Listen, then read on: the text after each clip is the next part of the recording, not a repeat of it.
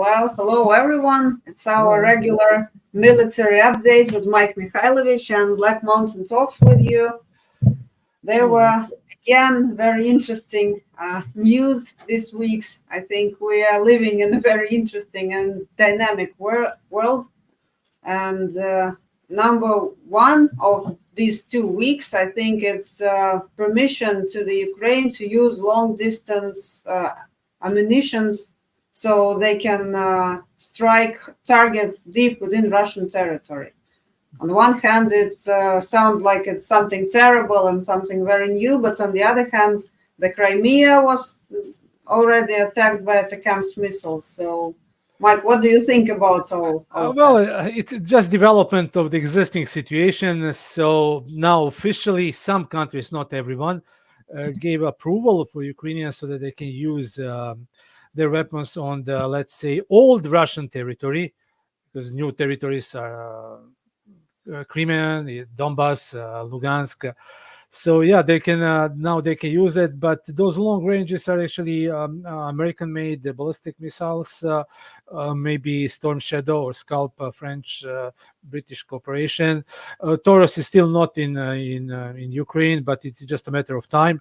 Yeah, so they gave approval for that. Even Canada gave approval to use Canadian weapons, but I have no idea what kind of weapons can be used to attack Canadian weapons can attack Russian territory, except maybe use those rented Leopard tanks and 120 millimeter shells, because Canada didn't deliver anything even close to the long range. Anyway, so what is going to happen now? According to French president, he said that he approved use of French weapons only on the Russian basis from where the attacks to Ukrainian territory has been launched. So yeah, I mean it's just a game of words, but definitely it will be escalation. But this escalation will 100% lead to the situation where Russia need to move the maximum range of those weapons for more than the maximum range they can achieve. So that will be, for instance, for ATACMS, it will be 300, so it 350 kilometers from the existing Russian border. What that means in practice? They will take more Ukrainian territory, liberate more Ukrainian territory. Depends on which side the one is leaning, but.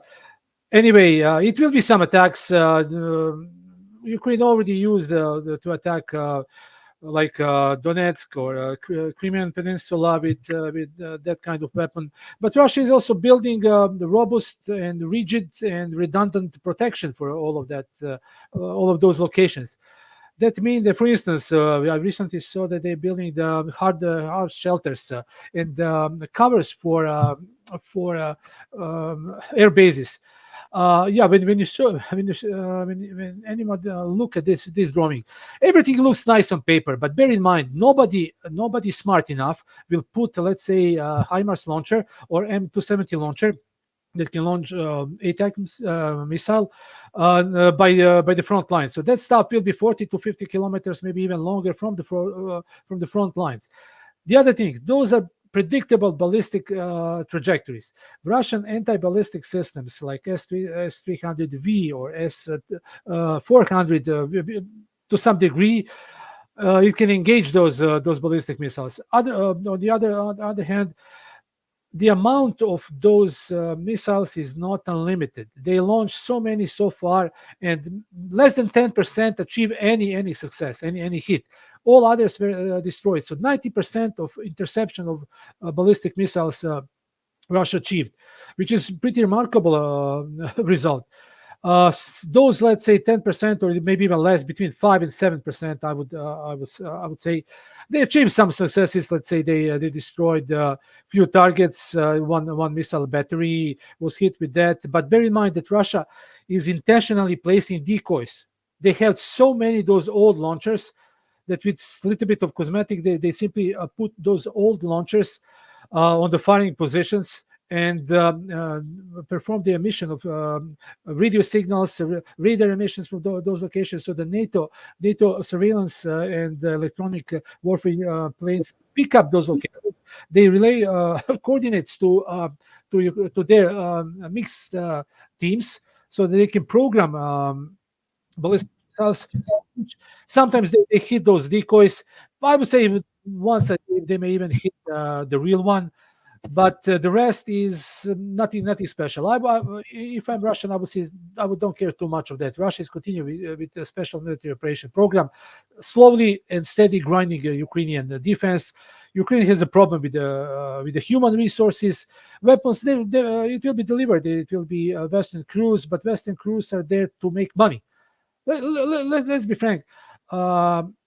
There is Western contractors. They're going to man for that. They don't care about democracy. They don't care about whatever is the reason. They want to be paid for that stuff, and they want to go home safe. Nobody is going to risk a life for Ukraine. No foreigners is going to do that, because it's simply not worth for foreigners to go there and enlist. Some of them, okay, I would say not 100%, but 99% will say will do that just for the benefits. 1% is ideologically motivated, but after 2 years of special military operations, most of those ideologically motivated are eliminated already. So the rest is up to the regular forces from the West that they will be ordered. But in the Western militaries, they have right to refuse to be relocated to Ukraine to perform the combat duties. French Foreign Legion is already there.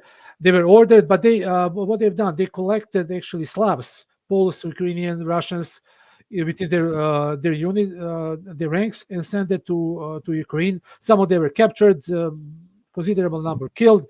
And that trend is going to continue. Bottom line, Ukraine also need to strike deep in Russian territory. Ukraine need the carriers for that. That will be launchers or the planes. As the time progresses day by day, there is a less and less able planes to do that. They're expecting the F-16.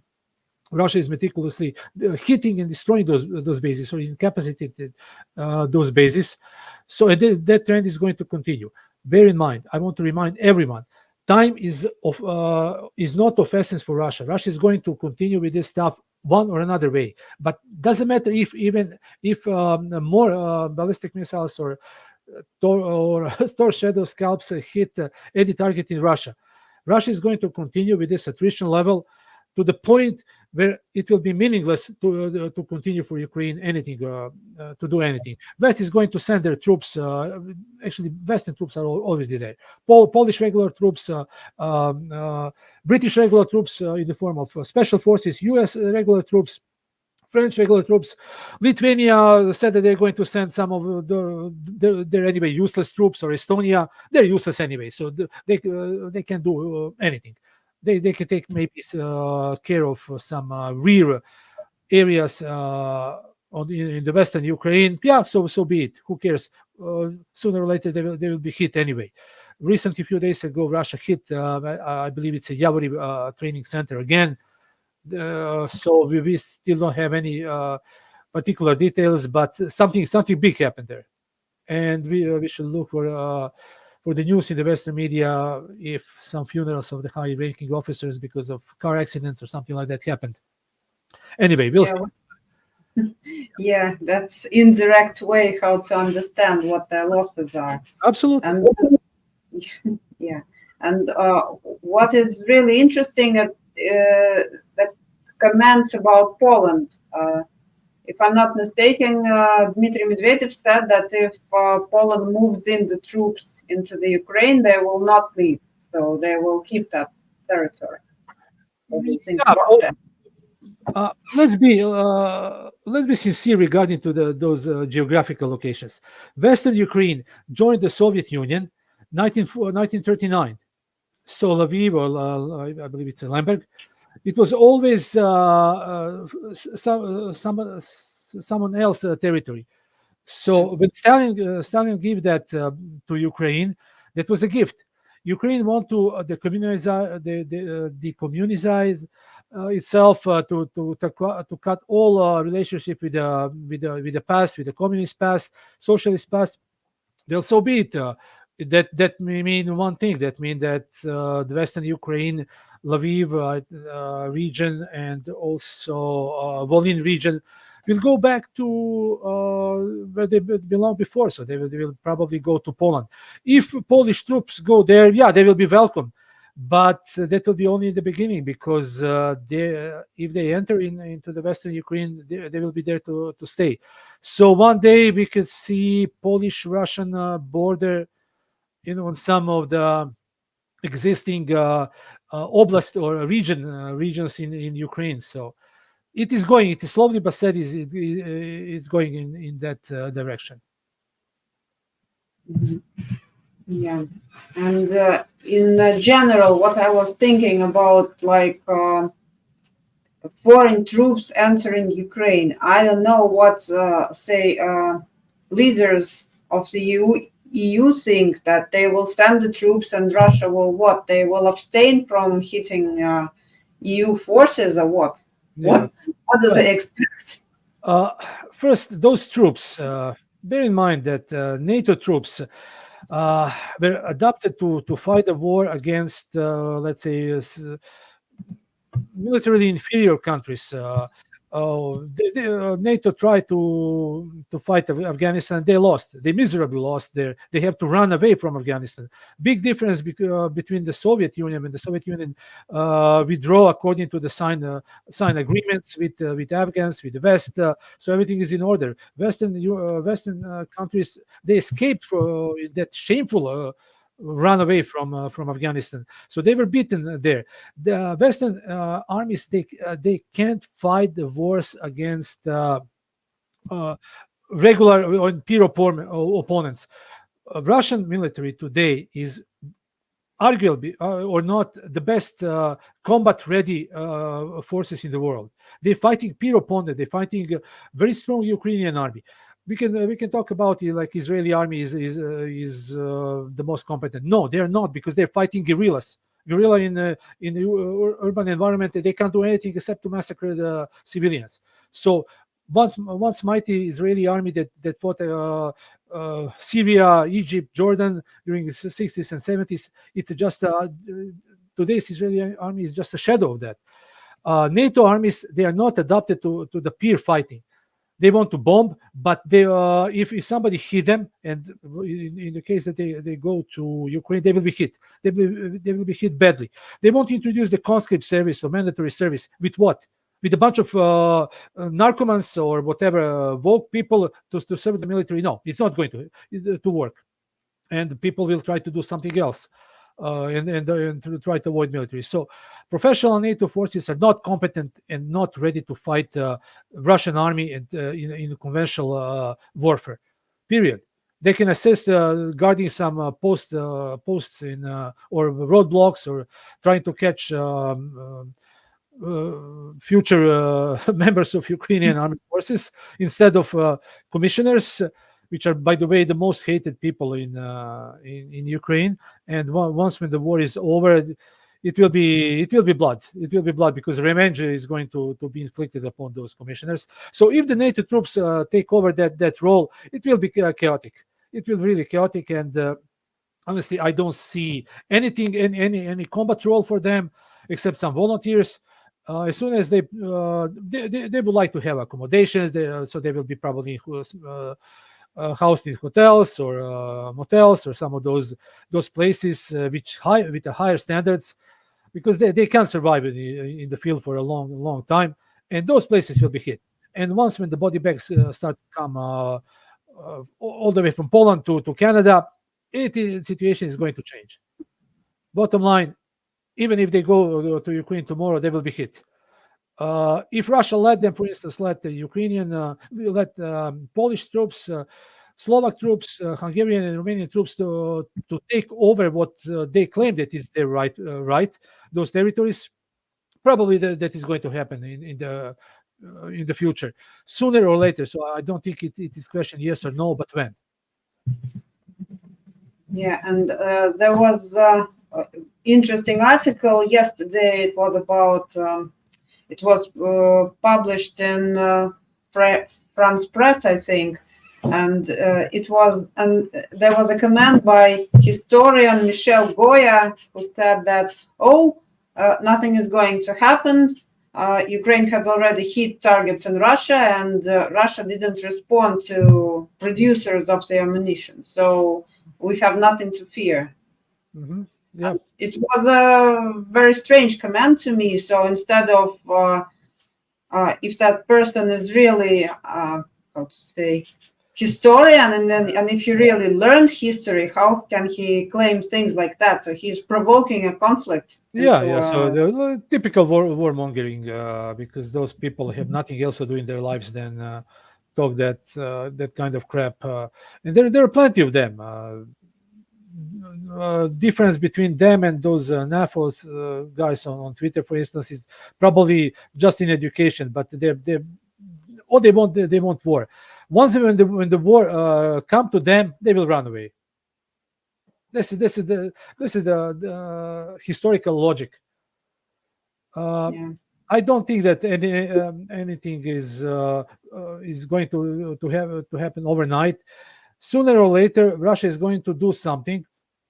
For instance, they can intercept those NATO reconnaissance and electronic information gathering planes and assets over the Black Sea. Russia has many ways how to inflict damage to the West without hitting, let's say, logistic bases in Poland. There is no need for that, really. No need for that. West will. It's more like Russia is inflicting some moral hits because they are destroying much prized Western equipment. Look what happened with Leopards, with Abrams tanks. Now, even Ukrainians, they said that those tanks are pretty much useless, garbage. Not with that word, but crap in Ukrainian battlefield. They were very good in Afghanistan or Iraq with full support, but once when they have to fight peer opponent, no, they simply they're degraded. So Russia is inflicting those damages that hurt prestige and ego of Western manufacturers. And sooner or later, people in the world will realize that the much prized Western equipment is nothing more than very good advertisement. And the West is the best in advertising, trying to sell the fog. According to Western media, everything is best, everything is working. But once when that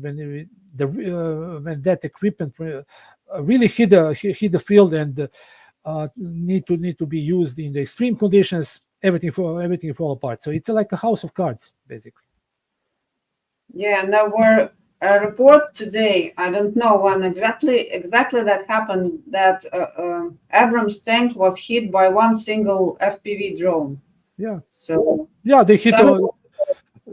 Tank was hit probably in the engine block, and Abrams using the gas turbine, which is very complicated, very hard for the field maintenance. It's a good piece of equipment if you're using in the optimal conditions, like in the desert, and you don't have any danger of drones, or you're supported by your own air force. In Ukraine, one drone hit on the top of the engine cover, disabled the tank, just stop it right on track. And after that, they have to tow it, and they have to find equipment to tow 60 or 70 tons in the field conditions through the Ukrainian mud or through the Ukrainian forests.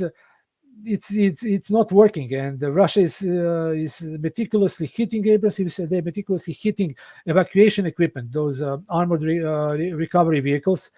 Bear in mind that for instance, for every 12 to 16 tanks, one in a good situation, one of those armored recovery vehicles will be employed.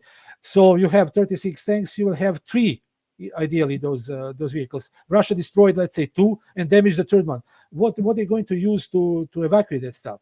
T-72 or T-80 or T-90 are easier to evacuate because they're 20 tons less, and Russia can use the vast number of their own evacuation stuff those tanks are actually pretty easy to repair in the field. Replace the track, replace the support wheels, just even to change the engine in the field. It's procedure that will take about an hour. So they will bring the new one, take out the old one, and tank is connected, and tank is good to go. They can do field welding, they can do field repairs in the behind the front line workshops. They have vast capacities in the rear. Industry is now gearing. What is most important, probably the most important thing, the Russian new minister is with the economy background. He's going to gear up Russian military and Russian industry. Something that West simply can't do, because there is no production facilities anymore in the West. Everything was shipped on the East, because the greedy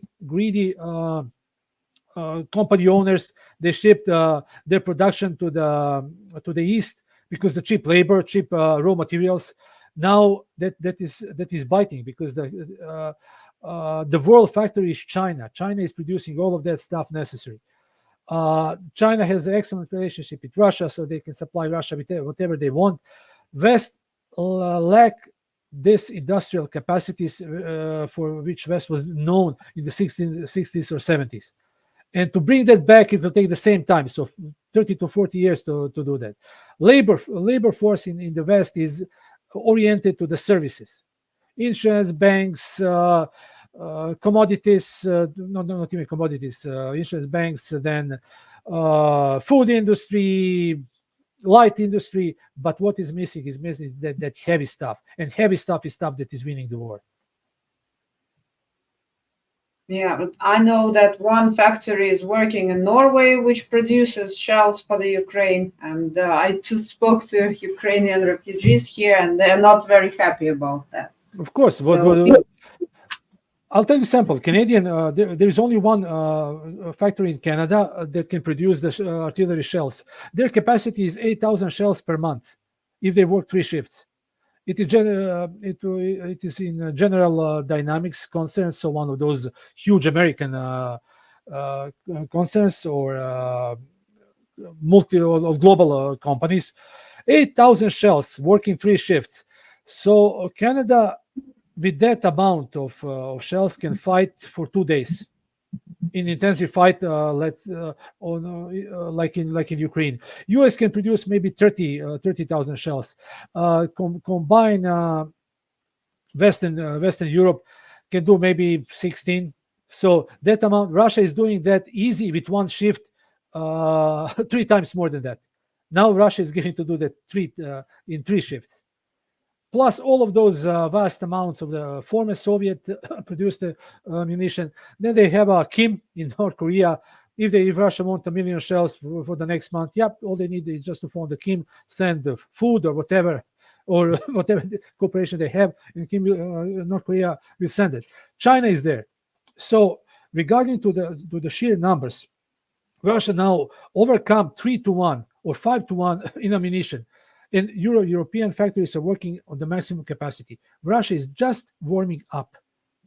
And now, when the new defense minister with the economy background is going to connect full connection between Russian military and industrial complex, I think the game is over. Simply, the game is over. But it seems to me that Ukraine is just one battlefield of the major battle that will. Ukraine is the proving ground for the concepts and this concept. This is actually, Ukraine is the greatest success that West ever achieved, because they turned brother on brother. So they're fighting each other. 2 brotherly nations, 2 very similar people fighting each other and the Ukrainians are fighting for the interests of West. Ukraine is a divided country. Eastern Ukraine has nothing to do with the Western Ukraine. They have nothing in common, not the language, not the customs, nothing. So I believe that Ukraine, when the special military operation is over, Ukraine will be divided on the old Novorossiya borders. So West Ukraine will probably go back to where they belong, Centuries ago, that time was Austro-Hungary, but after that it's Hungary, Poland, Romania. So Ukraine maybe will be some landlocked country in Krivo Rog or that area, and that will be all left. So Zelensky, for his 5 years mandate, was able to completely destroy his own country. And it is very interesting in this scope. Yesterday, there was also on the news that before Hungary is in charge in the EU, they want to make negotiations about Ukraine joining the EU. It's not going to happen. That's Who need Ukraine in EU? Who need it? For it's what? hard to tell. For what? For what? Only for territory, maybe. Yeah, but the territory is already sold. BlackRock is the owner of the majority of the fertile land now in whatever is left of Ukraine. People, of course, they have some small amount of land, but those vast amounts are sold. So that's the reason the BlackRock and the Western companies they have investments. One day, that's the reason why they fight for that, because they want to protect their investment. If their investment is lost, it will be almost like a mafia style. Somebody need to pay for that, and you know how mafia doing that. Somebody is going to swim with the fish. Yeah. And there was also one interesting thing in news. It's about electricity supply in the Ukraine. So the news says that thermal or hydroelectric power station suffered losses too, are completely disabled. And in general, it is obvious that Ukraine is not an exporter of electricity anymore, but it's an importer. It's importer, so they somebody need to pay for that. So who is going to pay? Western government is going to pay Western companies. That is going to come from the taxation of the people who lives in the West. Ukraine is simply going to pay nothing. Russia is going, whenever Russia take territories or return territories, they're going to connect that system to it's because it's old Soviet systems. It will be pretty easy to do that. Russia is going to rebuild that stuff. Russia, for instance, one day Kharkov, Odessa, Nikolaev, it is going. Those cities is going to going back to Russia. So they're going to rebuild the infrastructure.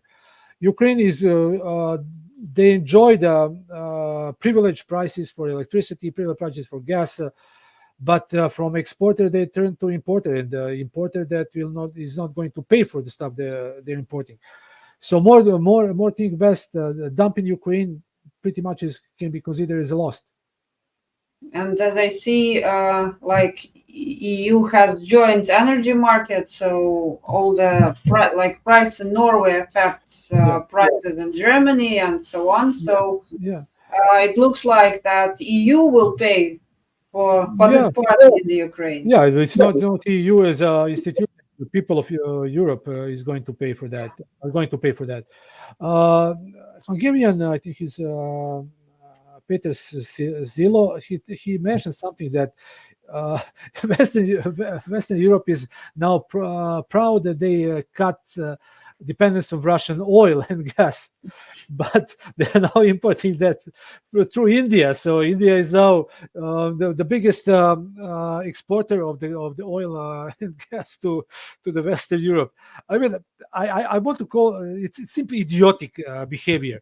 That is only on the paper, valued on the paper, and the value of that paper is like a used toilet paper. That is basically European Union turning into. So they're importing oil from India. India is not oil producer, so India is buying oil for the fair price from Russia. Increase the price, increase the margins. So Indians are now. Indian business people and the state now rubbing their palms. The money is coming, and the stupid European leadership is bragging that they cut the dependence on the Russian oil. Of course, Americans are selling 5-6 times cheaper liquid gas. So I mean, circus is for circus called European Union is in the full swing. Yeah, and by the way, there was on the news today that third largest Indian company is transitioning into paying in rubles for the oil. Of So course, of course. I mean, even India, China, Russia, they're dumping dollar. And once when the dollar is dumped, it is simply going to collapse. Petrodollar is not anymore the most important thing. So Russia is trading with China from the commodities, from the raw materials, from weapons. Everything is the trade is in the national currencies.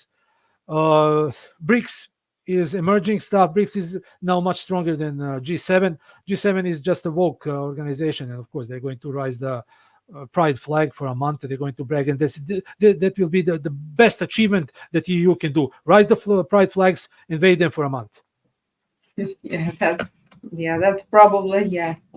And by the way, I started analyzing U.S. spendings abroad, Mhm. and that's a really interesting source of data, and it covers like a massive amount of time since 1946.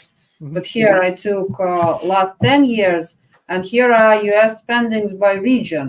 Mhm. And it turns out that Europe wasn't like in top priorities of the US. They didn't spend much in Europe Yeah. until 2021 when they Mhm. started pumping money into the Ukraine. So all this Mhm. this orange line, that skyrockets. It Mhm. is due to the Ukraine. So all the money goes there. Yeah, But it is. This orange line is basically money laundering indication. It's a yeah. huge, probably the largest money laundering operation in the history of world.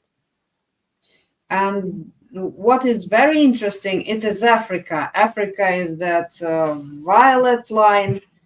It's sub-Saharan Africa. Mhm.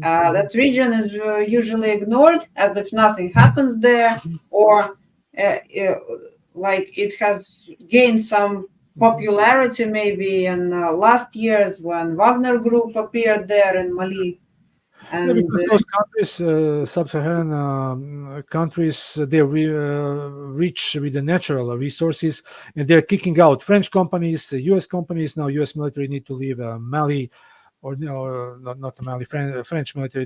They already left Mali, but U.S. military is now sharing the base with Wagner and the Russian military, and of course they have to get out. I believe by September. Well, is that it's Niger or I forgot which country, but one of those countries. So colonial powers are kicked out from Africa. So there is no more in the future. There will be no more cheap resources, and the France, which is the one of the biggest thieves in the world beside the UK, will be cut basically for that, or they have to pay the fair market prices. And they're not. Let's be realistic. They're not going to live without creating the mess or trying to inflict some local wars. That is simply the politics. British, for instance, uh, British Empire. They ruled half of the world once, and they have intelligence service. It was different, called different names in the different time, but they developed intelligence service to serve the empire. Now, when the empire shrinked, they didn't shrink the intelligence services. So Brits are the one. British secret service is one of the biggest steerer or the biggest cook in all of that problems that are happening in the world, and together, of course, with CIA, and now you have Bundesnachrichtendienst. So, yeah, all of those services are not going to go out without fight. And Ukraine is just one sample. The war is going to erupt in Africa. The war is going to erupt in probably between China and Taiwan. And no matter who is sitting in the White House, they are there just for a farce. Their American presidents are just exposed, but behind them, those who rule are the ones who really giving the orders what to do. So American democracy is actually one-party system, and this is military-industrial party, basically. One system that pulling the strings, pushing the the pawns in the chess game, everything for the sake of profit.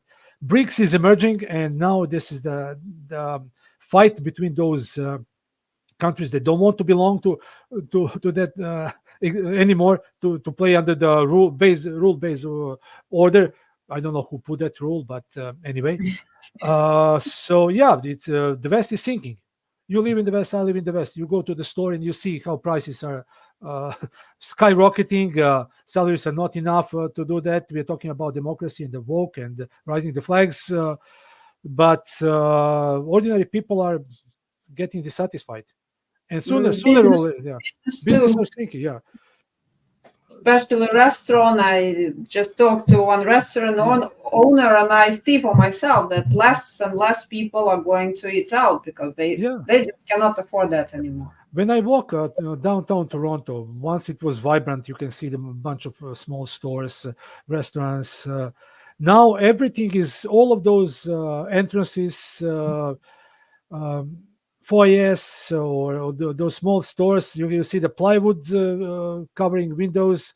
Homeless people. Every entrance is one homeless tenant living there. Drug addicts everywhere. The smell is the whole downtown Toronto stinks on excrements, marijuana, or all of that stuff. So yeah, it is decline. You look the face of the downtown of those larger cities and you see the decline. The same is in Los Angeles, San Francisco, Baltimore, Philadelphia, Montreal. It's so the decline, overall decline. And the only thing that really now functioning industry that is functioning is that military related to the military production, but they're so tiny. They're not even 1%. So that stuff is going to is pumped with the money. That money that actually is supposed to go to Ukraine, no, that money is not going there. Maybe 5%, but everything else is going back to the CEOs and of those companies so that they can start or increase production. And the goal is, yeah, to create crisis in the world as much as possible, anywhere, whenever is possible, and start from there. Yeah, and I think it's and in fact it's a problem for like people who they are supposed to protect and take care of, Yeah, like ordinary people. They absolutely. Yeah, would be the ones who suffer really. absolutely.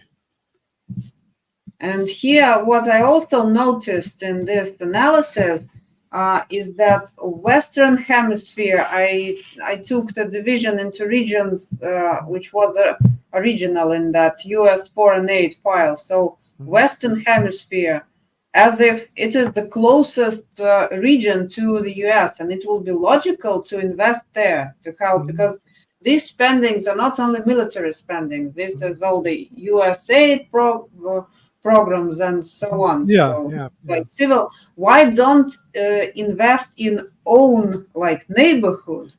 But here this light green yeah. line, it is Mhm. Western Hemisphere. Yeah, And East Asia and Oceania is also, which is closer to the US, mhm. it is also on very low levels. So they don't Yeah, invest in neighboring countries and they invest somewhere else. yeah. It's geopolitical strategies. But what I would like to say is that when they talk about investment, when they talk about solving problems, those big sharks in the market, they have first to solve the problems inside their own countries. See, if the house is out of order, so nothing is working, everything is broken inside. The owner of the house is not going to his neighbor or to other people down the street to tell them what to do with their own stuff. That owner of the house need to fix his own house. Then once when it's done, they may go or may not. Now we have all of those problems in the U.S. Look what U.S. Streets look like now. I drove no, not recently. I drove to some like remote locations in the states, like West Virginia, to some local roads. The state of those towns, it's almost like a war zone. The deterioration of everything. I'm not even talking about the large cities. And I mentioned how Toronto looks like, or those big American cities. it is getting worse and worse. And instead to fix problem in their own homes, their own cities, take care of their own people, U.S. government is basically doing money laundering and trying to help somebody else. Who is that?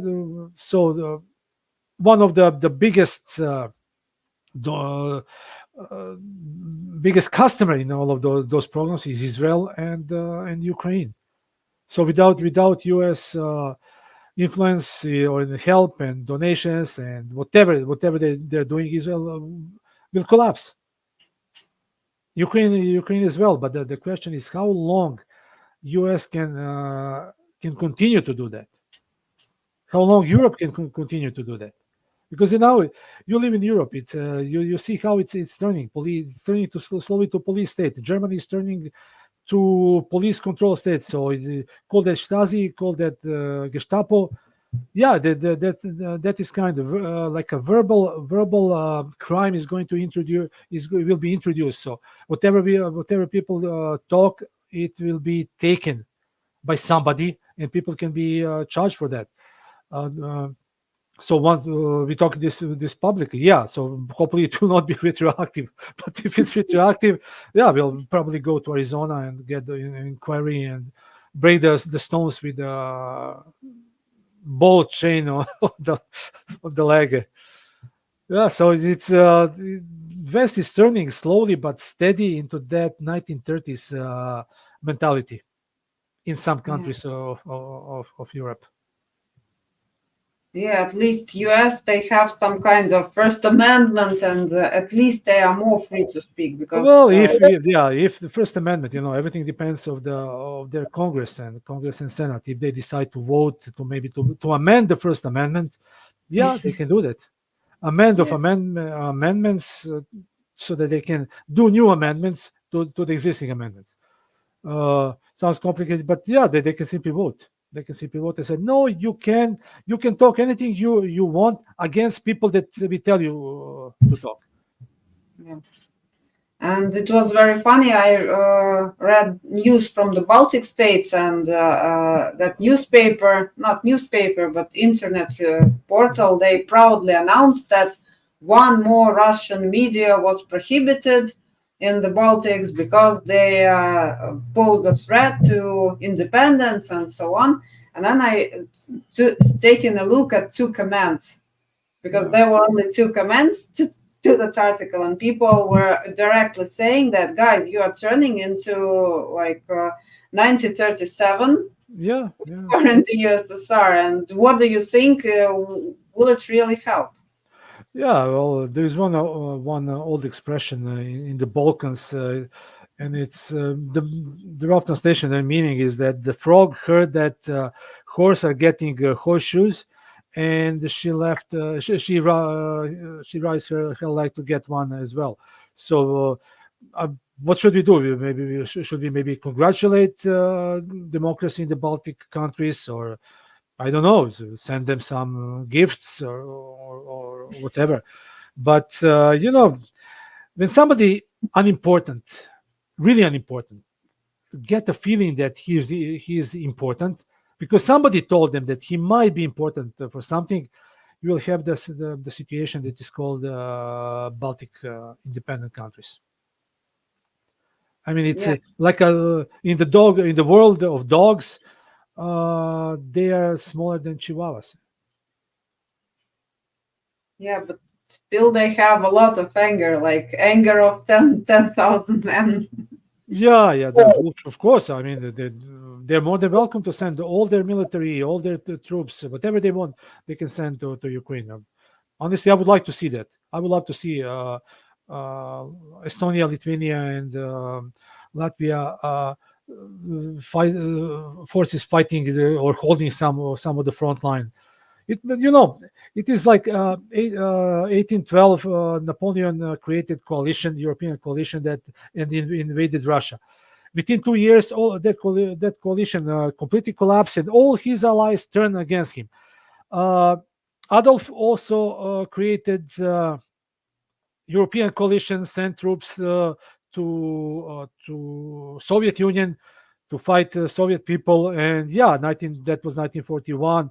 We had all of those volunteers from the Norway up to Croatia, Italy, whatever, all of those allies, and from the La Manche to the Polish border.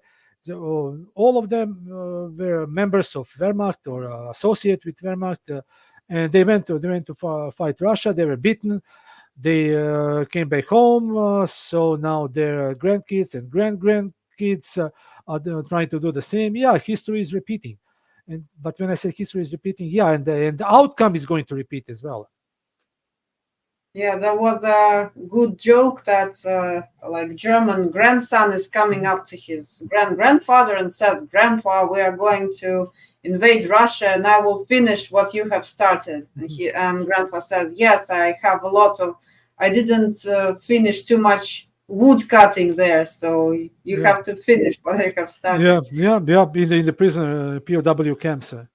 Yeah. So, and when I look at all the news, at all what the Western leaders are saying, uh, I can say that I'm frightened because in a way we are ruled by people who have no idea of what is going on and what reality is. Yeah, yeah, yeah. And That's true. and Uh, sometimes I think that they are doing this to Europe on purpose to get people who will soon lose their jobs, and they will be forced like Germany in 1930s. Then some strong leader will appear who will. yeah, yeah. So we'll have brown shirts and the black shirts again marching through the streets. We will have Nuremberg rallies. Maybe it will be some other city. Why not? Now we have a stadiums for football games, so we can rally. They can rally people there. You see the patterns. You simply see the patterns. Yeah. Creating armies, doing weapon productions. But to do that, all they need to understand is to understand that history. If they repeat history, the outcome is going to repeat itself as well. Yeah. So that is situation. I mean, related to now, if you go back to the military aspect of that, Russia didn't start SMO without thinking for many months, without planning for many months. And when it started, they adjusted. There were some successes in the beginning. There were some setbacks because they thought that they have that agreement in Istanbul, so everything will be solved soon. But then Boris Johnson, idiot, messed up with everything. Of course, he wouldn't do that by himself. But now Russia learned the lesson, and Russia is continuing with the plan. So they're sticking to their plan. Russia has enormous industrial capacities now gearing for the full war production without jeopardizing the well-being of the people. So Russia is because Russia is now increasing the military spending, but Russia is also increasing the exports, so they're getting enough funds to not affect the ordinary people. Jobs are created. Russia has intellectual ability to people with intellectual abilities to do that stuff. Russia has a very well planned economy. Defense minister is with the background with the economy background. He's going to gear up and put the military industrial complex and general economy on the same page. Russia has raw materials, and Russia has a friends, sincere friends. Somebody may call them dictatorships or whatever. Call them what doesn't really matter. BRICS is behind Russia, and BRICS is more powerful economically now than the whole Western Europe or G7. Like it or not, what is going to happen in the war of attrition? The last who stands win the war, and Russia is inflicting heavy losses to Ukraine. This is with 8 to 10 to 1. So this is huge. Ukraine is running out of people. They're now catching people on the streets. If somebody is forced to go to fight, There is no fight. There's no fight motivation. There is nothing. So Russia is continuing with that stuff. Russia is going steady and slowly, but it is 1,000 cuts. There is no big pushes. There is no big arrows. There is no operations of World War II style. Russia is doing offensives, micro offensives, or no, the tactical offensives on the multiple locations, tidying up Ukrainian reserves. Look what happened in Kharkiv. This is genius. Russia, with relatively smaller amount of people, started the new front. Ukraine was forced to withdraw combat-ready units, which are already engaged in the combat in the other parts. So 5 or 6 Ukrainian brigades, again, let's say, one Russian division. So Ukraine now trying to push Russians back, but Ukraine doesn't have strategic reserve, combat-ready strategic reserve. They can mobilize people, give them rifles, and call them brigades or the divisions. Without experience, combat experience, without motivation, they're nothing.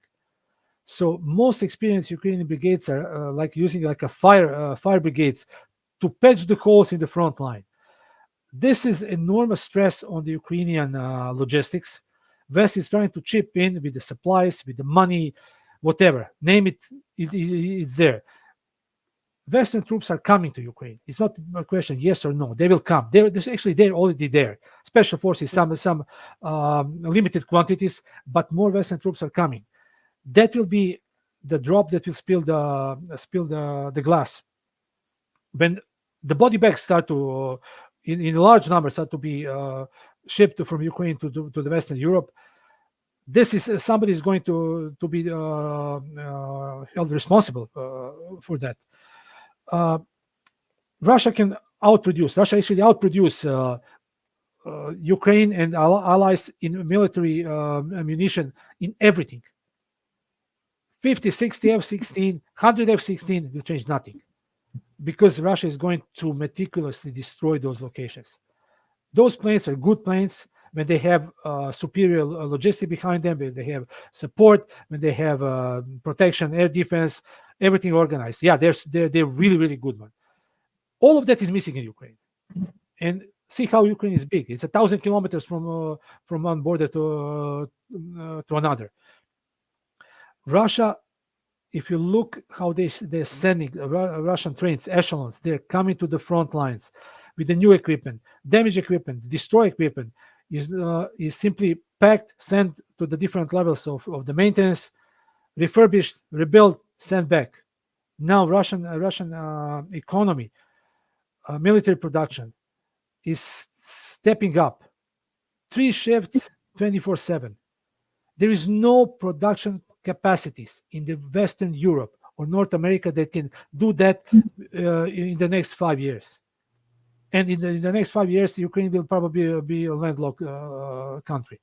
This war, as the West call, is going to continue until Russia said it's finished. They achieved their goals. Chances that Ukraine win this war is like me win the lottery if I don't pay for the lotto ticket. Yeah, that is a chance. Yeah, so I would wrap with this one. The war, special military operation continues as planned. Russian economy and Russian military is now on the same tracks. West is trying to do that.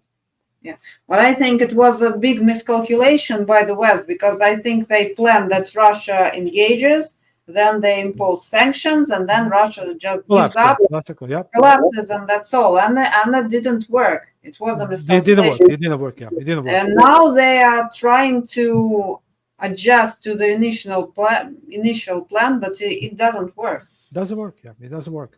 And they will continue, because they had still Western citizens of the Western countries are not dying in Ukraine. It's only Ukrainians for them they're dying. And this is one, unfortunately, this is the one of the purpose of Ukrainian troops, to die for the West.